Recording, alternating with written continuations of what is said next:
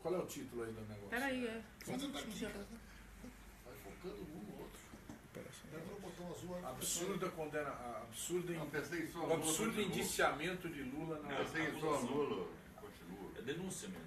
Não é denúncia? É denúncia. absurda denúncia. Vamos começar a entrevista com com o líder do PT, Carlos Zaratini, deputado Eu coordenei uma Paulo Pimenta, deputado Valdir Damus e Eugênio Aragão. operação, por isso que eu conheço bastante os lados do jornalismo. Então vamos lá? Ok? Tá valendo. Então começa, a gente abre aqui, depois. Tudo certo? Vamos lá? Bom, boa noite, gente. Estamos aqui na sala da liderança do PT. Está aqui o deputado Paulo Pimenta, o deputado Valdir Damu e o doutor Eugênio Aragão, que foi ministro da Justiça e subprocurador da República. A gente queria comentar com vocês essa nova denúncia contra o presidente Lula. Ela é uma denúncia que se soma a várias outras que o Ministério Público resolveu despejar de forma violenta contra o nosso ex-presidente. Né? São ações que primeiro foi denunciado como uma organização criminosa, chefe de uma organização criminosa que é o PT, segundo eles é o PT, depois foi denunciado como por obstrução da justiça junto com a presidenta Dilma, porque foi nomeado ministro, e agora essa nova denúncia na Operação Zelotes, acusado de ter ditado uma medida provisória para beneficiar algumas empresas automobilísticas, né, e uma medida provisória que nós vamos explicar aqui exatamente em que condições ela se deu. É importante a gente também prestar atenção na conjuntura. Né? É uma conjuntura em que a ida do presidente Lula ao Nordeste foi um verdadeiro sucesso. Ele cresceu, se fortaleceu, mobilizou milhares de pessoas em todos os estados do Nordeste e evidentemente colocou de novo a possibilidade de nós ganharmos as eleições em 2018. Por isso que é importante a gente entender isso dentro dessa conjuntura. Existe um objetivo claro, tanto da Operação Lava Jato como do senhor Rodrigo Janot, de obstruir, interditar a candidatura a Lula e interditar o Partido dos Trabalhadores. Nós temos que entender isso, porque senão parece a cada momento que a gente tem que simplesmente ficar se defendendo e não compreende o conjunto do problema. Né? Evidentemente, eles deram o golpe com um objetivo: retroceder o país, retirar conquistas dos trabalhadores, né? Retirar direitos e submeter o país aos interesses internacionais. Nós estamos vendo aí. Agora estão falando até em vender Itaipu junto com a Eletrobras, além dos leilões do pré-sal, né, e uma série de vendas que estão em processo de negociação. Então é importante a gente entender essa conjuntura. Então a gente queria falar um pouco com vocês, eu vou passar a palavra aqui para o Pimenta, certo? Para o Pimenta dar uma primeira abordagem aí no que é essa Operação Zelotes, para a gente poder entender bem a coisa. Bom, boa noite, pessoal. Prazer poder estar aqui junto com o nosso líder, Zaratini, junto com o deputado Valdir e o doutor Eugênio Aragão, nosso ex-ministro da Justiça, procurador federal. Né? O que ocorre, pessoal? Essa denúncia contra o presidente Lula hoje é um escândalo, né? É um escárnio. Né? A Operação Zelotes foi uma operação que surgiu com o objetivo de investigar irregularidades do CARF, venda de sentenças no Conselho Administrativo de Recursos, no âmbito do Ministério da Fazenda.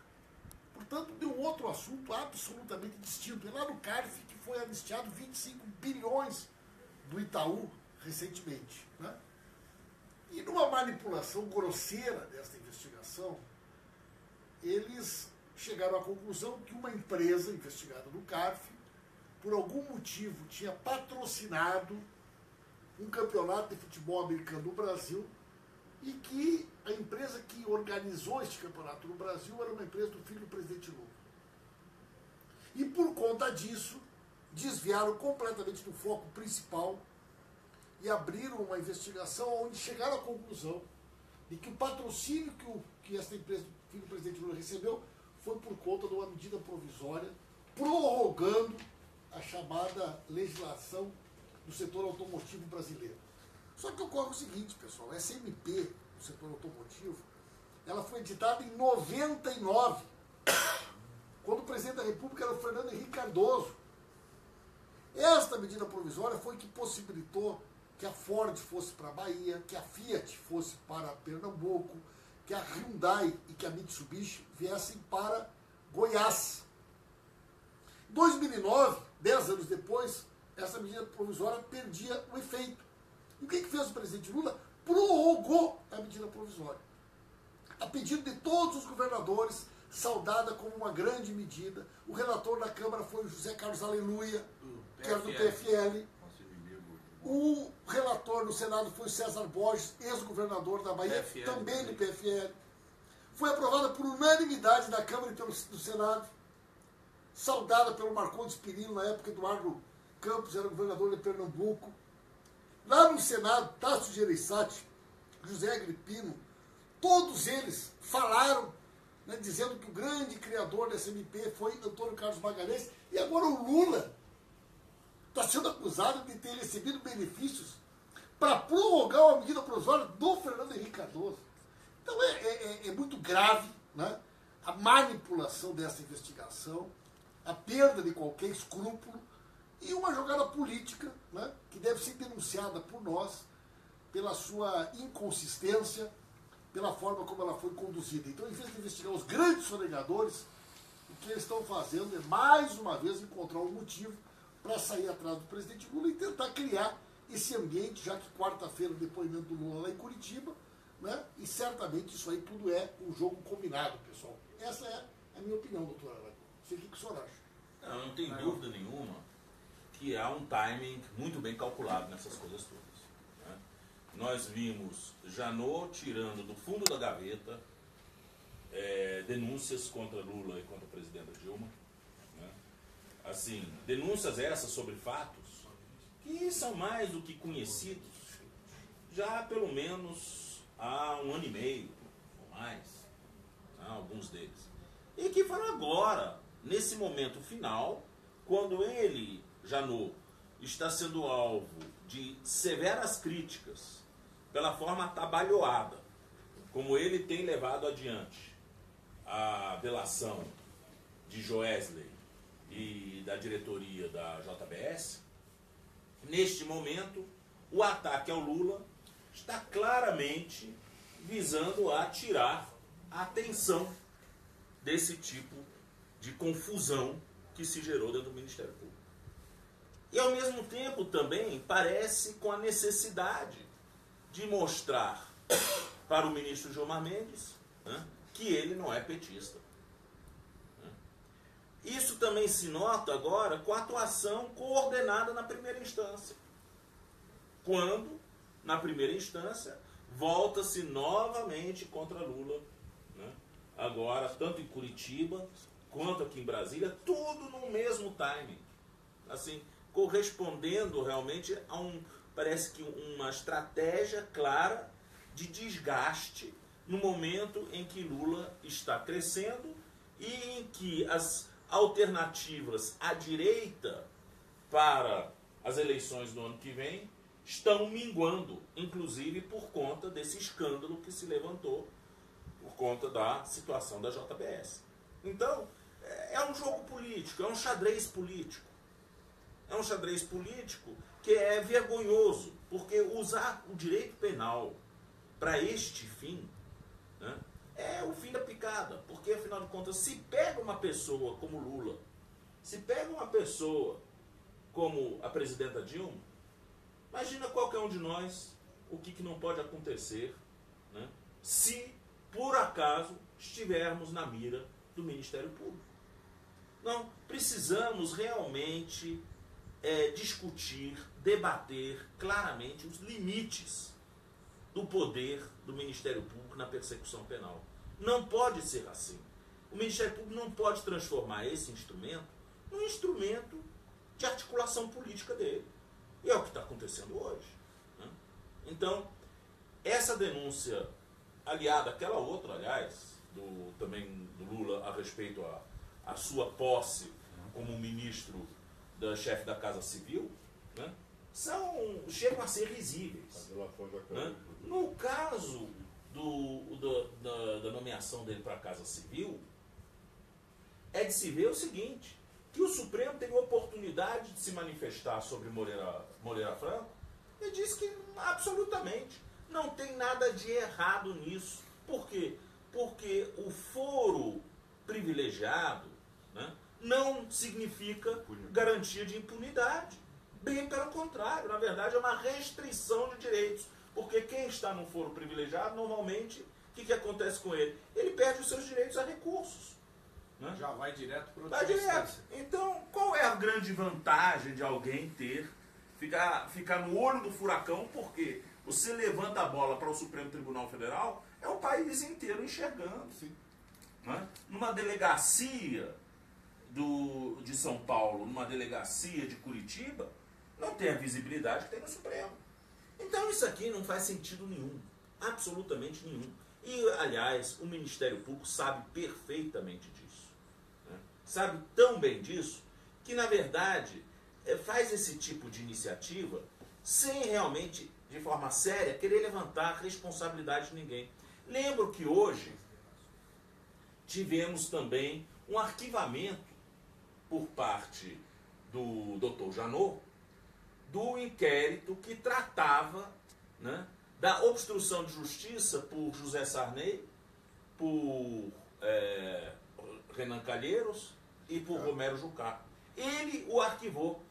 Está certíssimo ter arquivado aquilo, porque realmente ali não tinha nada de matéria criminal. Agora, uma coisa mais curiosa, se a gente lê aquela peça dele, é que a partir daquele momento, daquela escuta, até o arquivamento, não teve nenhuma medida de investigação. Mas, então, para que instaurou o inquérito? O único fato lá dentro são aquelas gravações e o depoimento de Sérgio Machado. Nada mais. Ou seja, instaurou-se um inquérito por capricho, que agora se arquiva por capricho. Não pode ser assim. Aragão, eu queria até que o Valdir falasse um pouco aqui sobre a questão das delações. Você está falando de arquivar, também teve aquele outro caso em que o Delcídio acusou o Lula, junto com aquele banqueiro André Esteves, de ter feito uma obstrução da justiça ao fazer uma proposta de fuga lá para o Nestor Cerveró. Né? Foi arquivado esse processo. E foi baseado numa delação do Delcídio, senador Delcídio. E o Valdir tem trabalhado muito essa questão aqui. Era importante você falar alguma coisa sobre isso. Isso que o doutor Aragão falou agora, veja bem. Esse inquérito que ele arquivou foi fruto de uma delação do Sérgio Machado. Foi. Que recebeu benefícios. Que mora numa casa, na praia, no Ceará. Né? Bom, na medida que o inquérito é arquivado e se comprova que nada daquilo que ele disse é possível de ser provado, não acontece nada com o Sérgio Machado? Tem que perder o benefício. Não acontece nada com o Sérgio Machado? Tem que perder o benefício. Hein? Virou uma festa. Vai ficar tudo por isso mesmo? Virou uma festa. Olha, pessoal, de fato, o que acontece hoje é uma ação articulada entre essas operações. A Lava Jato se comunica com a Zelote, que se comunica com a Greenfield, enfim. Não são atos isolados em que os juízes e os procuradores atuam, cada qual na sua esfera, chegam às suas conclusões e emitem ou suas decisões ou seus pareceres. É uma ação articulada.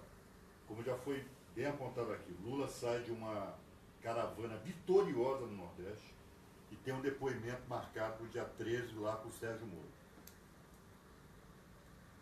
Tudo está acontecendo na véspera do depoimento, gente. O Janot faz a denúncia de organização criminosa, o Palocci faz a delação, né? Faz a delação não foi nem delação, ele fez um depoimento como réu, né? Que não vale rigorosamente nada, porque ele não está comprometido ali, ele não se comprometeu em dizer a verdade como réu. E agora, essa última medida aqui de Brasília, na Operação Zelote. são duas coisas aí. Primeiro, isso tem um objetivo, que aí começa, poxa, mas peraí, é muita coisa contra o Lula, alguma coisa aí deve ter. Eles tentam gerar esse sentimento nas pessoas. Não é possível que tudo seja mentira. E, pessoal, é mentira. É mentira. O método é cientificamente estudado. É articulação, é uma intra-articulação entre essas agências, Ministério Público e Judiciário, e uma articulação, uma interarticulação com a grande mídia.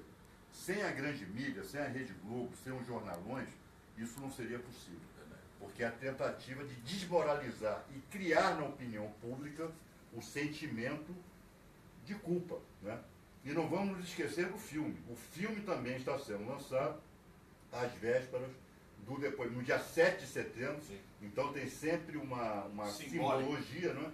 E às vésperas do depoimento e no curso das caravanas do presidente Lula. Isso mostra, pessoal, o seguinte: essas delações, vocês viram o Palocci. Eu tive um duplo sentimento do líder Zaratini, um duplo sentimento de pena e de asco, né? De pena e de asco. O que se viu ali era um homem curvado diante do seu algoz. Era um militante de uma organização da época da ditadura diante de brilhante lustra, né? Curvado, né? E falando o que o seu algoz queria ouvir. E assim tem sido essas delações de gente presa ilegalmente. O Palocci estava preso há quanto tempo? Há mais de um ano. Quase um ano. Uma prisão ilegal, uma prisão preventiva ilegal. Ele foi forçado a dizer o que disse. Aliás, então, líder, ele começou a sugerir que ia denunciar o sistema financeiro, foi condenado e o Moro disse que ele estava chantageando.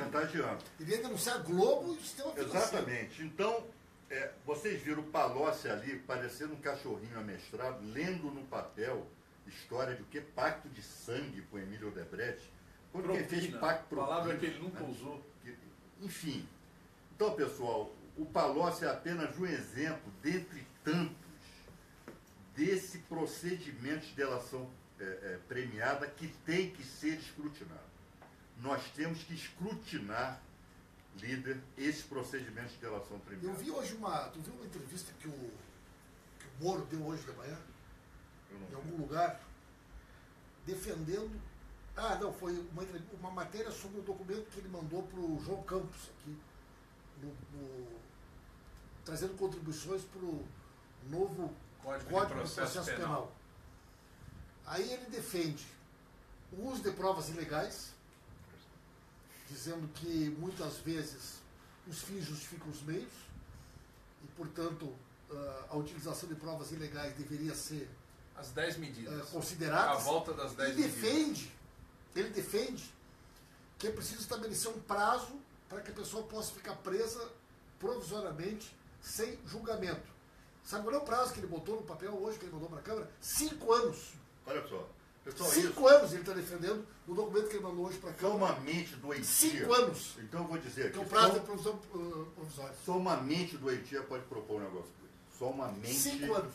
Patologicamente afetada pode propor um negócio desse. Então nós estamos diante de um arcabouço de práticas que se querem legalizar, práticas fascistas operadas pelo Ministério Público e por esse setor do Judiciário lá de Curitiba. E, líder, nós temos que nos afirmar como poder. Nós somos poder legítimo. Nós temos que fazer jus a sermos poder. Então, uma CPI tem que escrutinar, Eugênio, esses procedimentos de delação. Nós temos que chamar os delatores aqui, nós temos que chamar os delatados aqui, vão ter que explicar nós temos que chamar os procuradores aqui, eles vão ter que explicar como é que eles operam essas delações e como é que eles obtêm essas informações. Outro dia, aquele Carlos Fernando disse claramente, as delações premiadas são um mercado. Ele usou o termo mercado. Relação custo-benefício. Relação custo-benefício. Não é a busca da verdade. Não é o combate à corrupção. É uma mercadoria em que você estabelece preço. Há uma lei da oferta e uma lei da procura. E isso tem que ser investigado.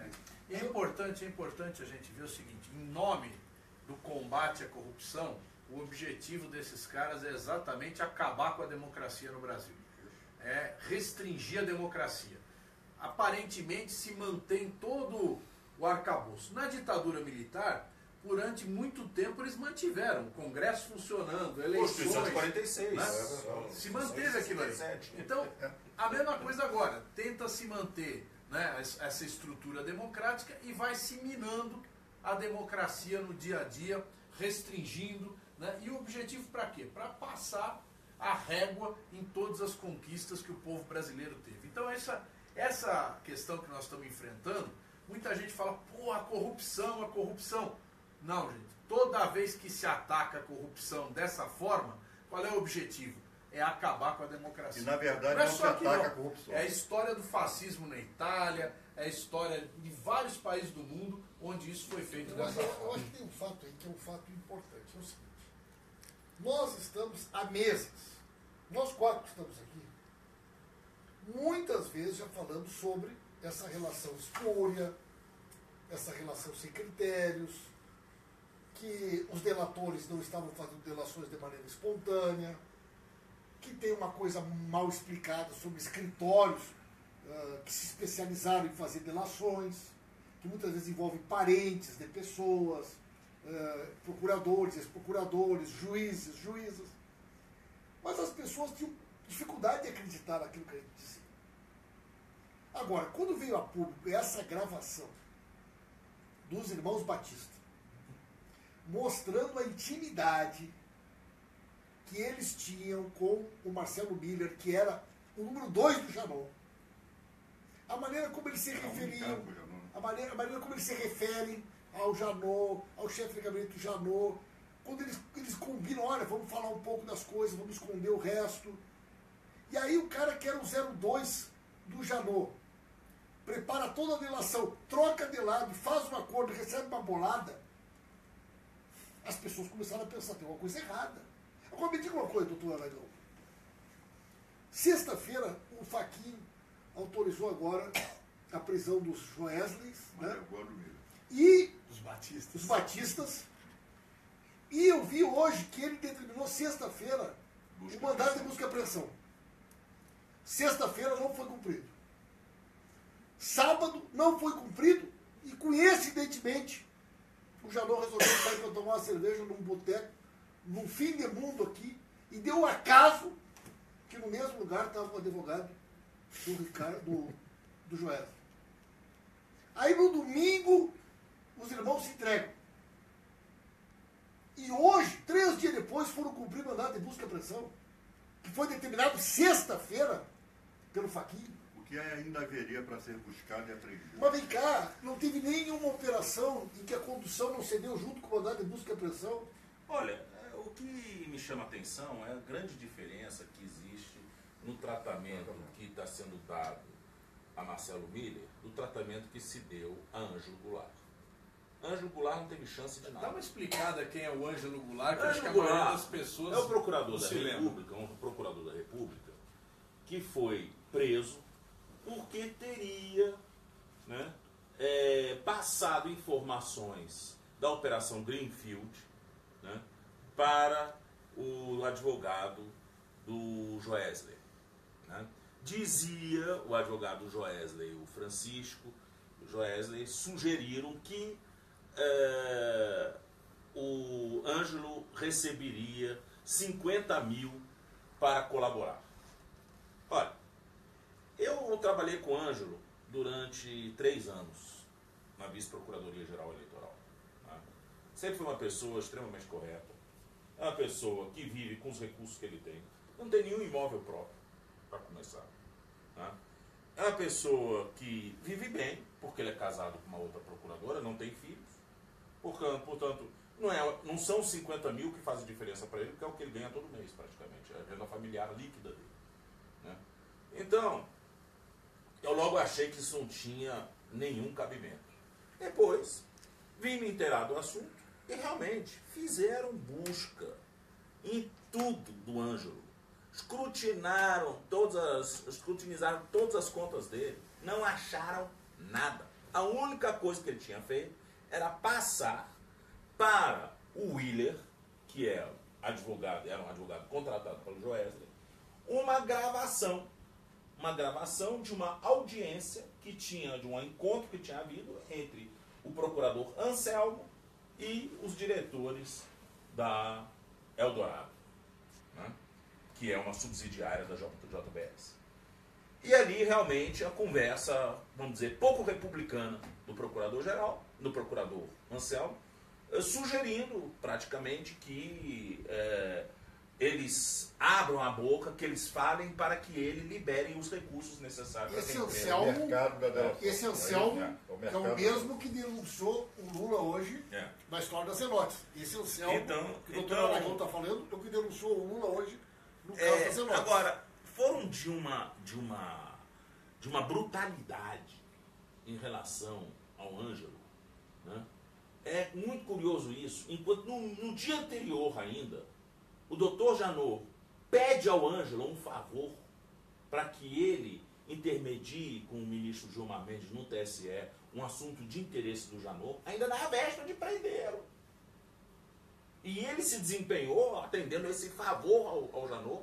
No dia seguinte ele é surpreendido, cedinho de manhã, com a polícia batendo na porta dele. E Janot sabia de tudo, né? E aí ele não teve chance de dizer, né, para ninguém sobre a sua versão dos fatos, né? A busca e apreensão foi feita na mesma hora. Limparam o apartamento. 3 dias depois? Não foi 3 dias depois. Foi na mesma hora. Não teve a chance que o Marcelo teve de, na sexta-feira, ir lá se explicar na PGR. Ele não teve essa chance, não. Ângelo ficou preso 70 dias, mais de 70 dias, na Papuda, né? Sem o direito de falar com um juiz sobre a sua versão dos fatos.